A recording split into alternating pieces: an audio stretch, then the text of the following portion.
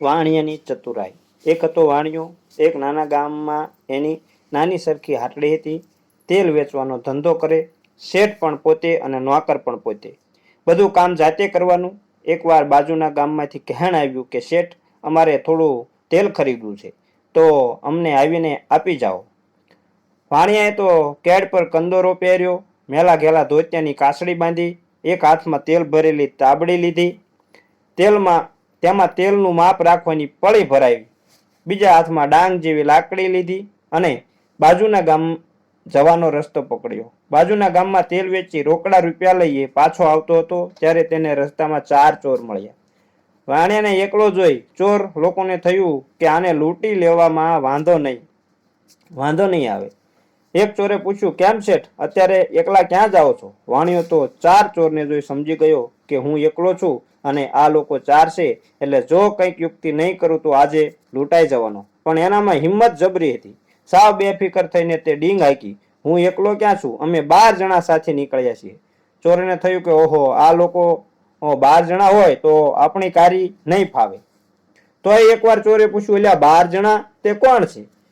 તો વાણિયો કહેવા લાગ્યો કે કેડ, કંદોરો ને કાછડી અમે 3 જણા, તેલ પળીને તાંબડી અમે 6 જણા, ડાંગ, ડોસો ને લાકડી અમે 9 જણા, શેઠ વાણિયો ને હાટડી અમે 12 જણા. ચોરને તો કઈ સમજાયું નહીં કે વાણિયો શું કહે છે. તેઓએ માન્યું કે વાણિયાની સાથે ઘણા બધા જણા છે, એટલે તેણે લૂંટવા જતા આપણે જ માર ખાવાનો વખત આવશે. અને બીને તેઓ ત્યાંથી ઝટપટ રવાના થઈ ગયા અને યુક્તિબાજ વાણિયો હસતો હસતો પોતાના ઘર ભેગો થઈ ગયો. મિત્રો, વાર્તા સારી લાગી હોય તો લાઈક, શેર અને સબસ્ક્રાઇબ જરૂર કરજો. હવે બીજી વાર્તા શરૂ કરીએ. એક નગર હતું. તે નગરમાં અનેક લોકો રહેતા હતા. આ નગરમાં એક શેઠ પણ રહેતા હતા. તે શેઠ ઘણા જ સુખી અને ધનવાન હતા.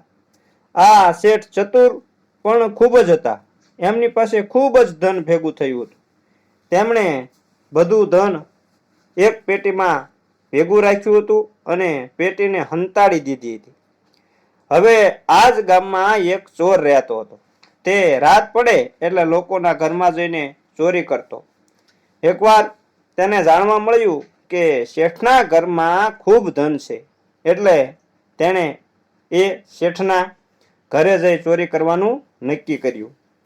એક અંધારી રાત આવી એટલે ચોરે એ શેઠના ઘરે ચોરી કરવાનું નક્કી કર્યું.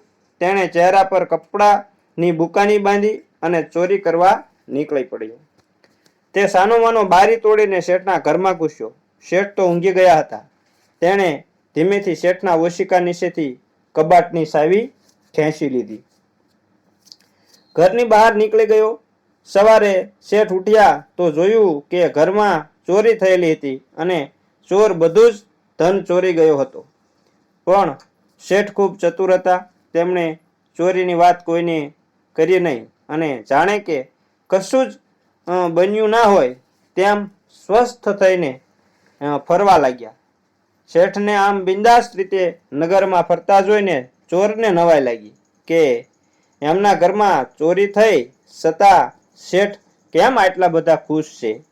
અને એટલે તે શેઠની પાસે આવ્યો, જે ચોર હતો તે, અને અજાણ્યો માણસ બનીને પૂછવા લાગ્યો, શેઠ, કેમ આજે આટલા બધા ખુશ દેખાવ છો?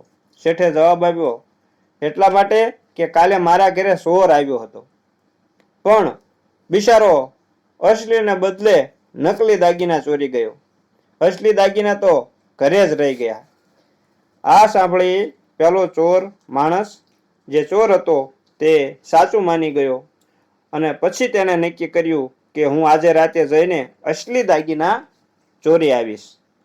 હવે શેઠને ખબર પડી ગઈ હતી કે આ વાત સાંભળ્યા પછી ચોર આજે જ ચોરી કરવા પાછો જરૂર આવશે.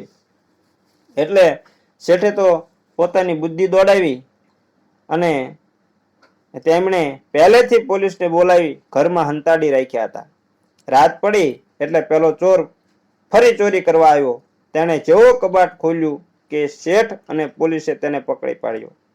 પોલીસ તેને થાણામાં લઈ ગઈ અને ખૂબ માર માર્યો અને શેઠના ચોરેલા દાગીના પાછા અપાવ્યા. આમ શેઠે પોતાની બુદ્ધિનો ઉપયોગ કરીને ચોરને પકડી પાડ્યો અને પોતાના ચોરાયેલા દાગીના પણ પાછા આવી ગયા. મિત્રો, આમ ક્યારેય કોઈ પણ વિકટ પરિસ્થિતિમાં હિંમત હારવી નહીં અને બુદ્ધિથી, ચાતુર્યથી તે પરિસ્થિતિનો સામનો કરવો અને આ રીતે